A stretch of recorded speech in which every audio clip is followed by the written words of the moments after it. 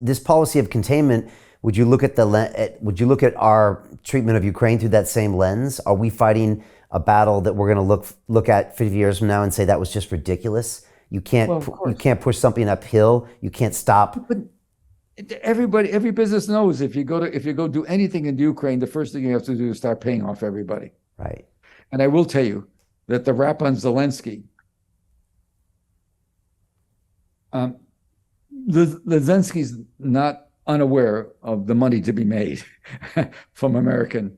Let's just put it that I don't want to say something that I shouldn't, but just because it's none of my business. But the corruption there it goes up to the top, and he's been told cut it out, and I don't understand. I don't understand. It's clear that the Ukraine army has been eviscerated, and the people are suffering terribly.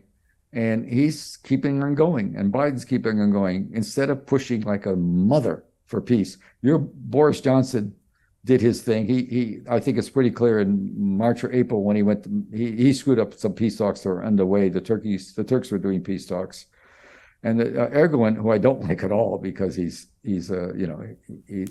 very undemocratic.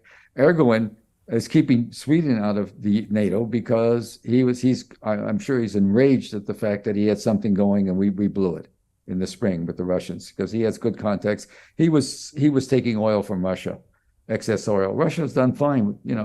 Their economy's in a downfall. Inflation's high, the same as it is here, but it's not as bad as in the rest of the world. Certainly not as bad as in the UK, and he's certainly holding on.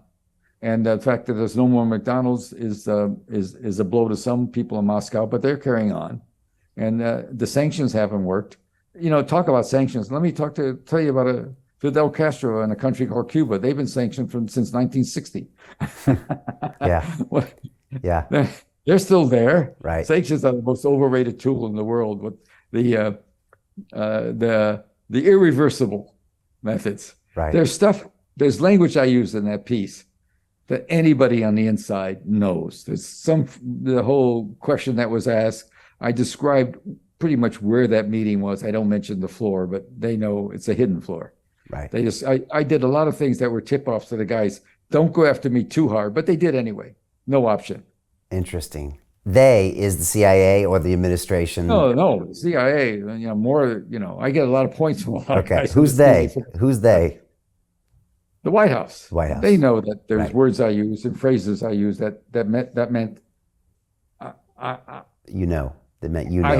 had people there. Yeah. Not directly, maybe indirectly. I'm not saying it. It's very easy. Once somebody goes to a meeting, he's got to tell staff people, and there's always husbands and wives. I had somebody there in a sense. I don't want to go farther than that, but they should have known better, and they have no option. My name is Jim Rickards. I'm a former advisor to the CIA, Department of Defense, and the White House. In a moment, you'll have my own evidence that very few people have seen. You'll see how I believe two acts of democratic stupidity are about to combine into a storm that will change America forever: the American energy Armageddon. In fact, due to specific circumstances created by the Armageddon, it's possible you could now win big while others lose. You see, there's a universal truth.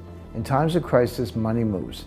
During the coming energy Armageddon, most Americans will face new hardships, but not all. A few will win, and win big. You're about to see how the energy Armageddon could create a one-time opportunity to secure new substantial wealth.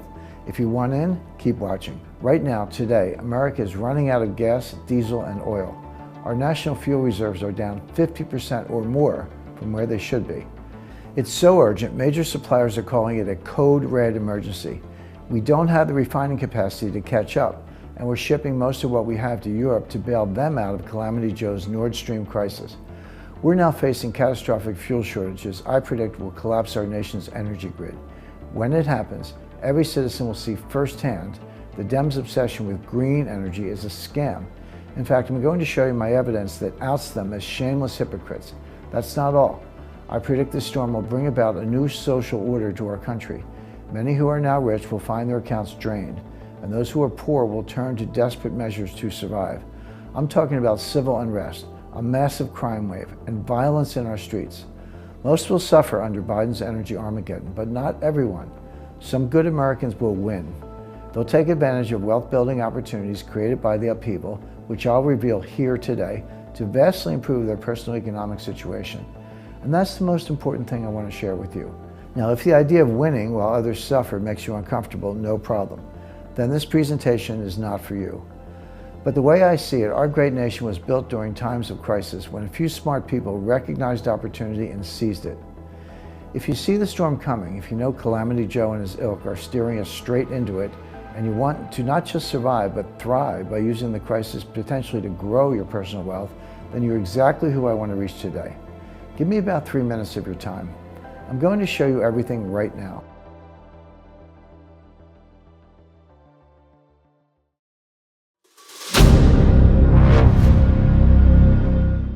I'm looking for partners, collaborators, colleagues who want to join forces with me around the globe and create real value, generational wealth, and financial freedom for everyone else around the world. Get involved in the cryptocurrency markets, get involved in the NFT markets. This is your moment. Life all comes down to a few moments. Don't let this pass. Now it's not too late. Next year's going to be too late. Ultimately, this is about freedom. That's the way I see it. This is about giving power back to the people and enabling billions of people worldwide to use the financial markets to improve their lives and those of their friends and their families and their communities. Honestly, I think it's a violation of human rights not to allow people basic access to financial services. Because right now people are being kept in the dark, they're being robbed of education, and it's a travesty. And so I'm looking for people that want to join me and be a part of this solution. And that all happens inside the DeFi Academy. The gains my students are making are absolutely amazing. Double, triple-digit gains in the first month alone. That's amazing. This will change your life. Now is the time to get involved. I'm going to tell you exactly how my students in my academy made money in the last 30 days. I'm talking about real trading results. And let me just whet your appetite a little bit. Let me hit you with some numbers. I'm talking Brendan from New Zealand is up 68.77% on the month. Steve from Europe up 83%.